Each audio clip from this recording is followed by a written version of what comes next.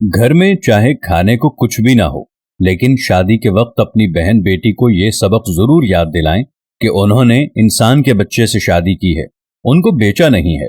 اگر کبھی یہ انسان جانور بننے لگے یا وحشی درندہ بننے لگے تو گھر کے دروازے ہمیشہ کھلے ہیں۔ پہلا تھپڑ اگر برداشت کر لیا تو سمجھ لیں کہ دوسرا تھپڑ کھانے کا موقع آپ خود دے رہے ہیں۔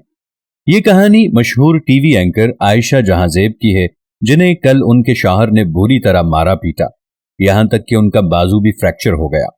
عائشہ جہاں زیب نے FIR درج کرائی اور بتایا کہ ان کی شادی کو 10 سال ہو گئے ہیں اور یہ تیسری بار ہے جب ان کے شوہر نے ان پر ہاتھ اٹھایا ہے۔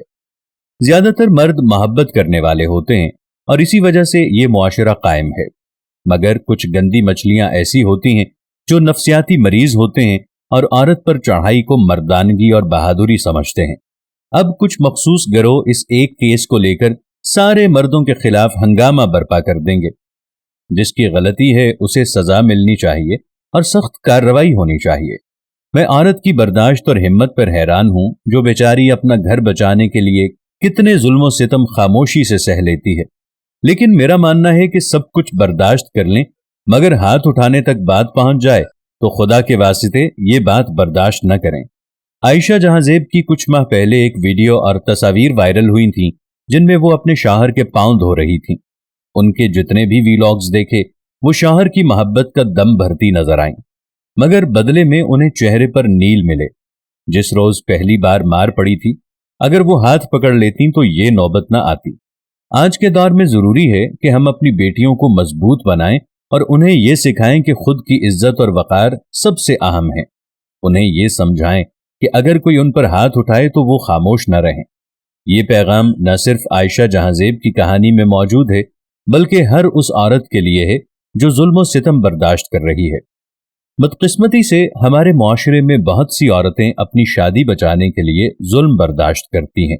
وہ سوچتی ہیں کہ شاید حالات بہتر ہو جائیں گے یا ان کے شوہر بدل جائیں گے، مگر اکثر ایسا نہیں ہوتا۔ عائشہ جہاں زیب کی مثال ہمارے سامنے ہے، جو کئی برس تک یہ امید لگائے بیٹھی رہیں کہ ان کے شوہر سدھر جائیں گے، مگر ایسا نہ ہوا۔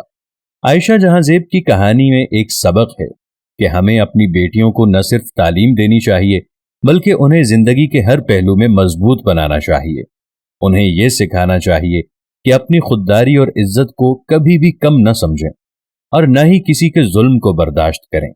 اگر کبھی حالات خراب ہوں تو وہ اپنے گھر واپس آ سکتی ہیں۔ ان کے والدین اور بھائی ہمیشہ ان کے ساتھ کھڑے ہوں گے، لیکن ایسے ظلم برداشت کر کے اپنے ساتھ مزید زیادتی نہ کریں۔ ہو سکے تو اس پیغام کو ہر بہن بیٹی تک پہنچائیے۔ اللہ ہم سب کی بہنوں بیٹیوں کے گھر سلامت رکھے، آمین ثم آمین۔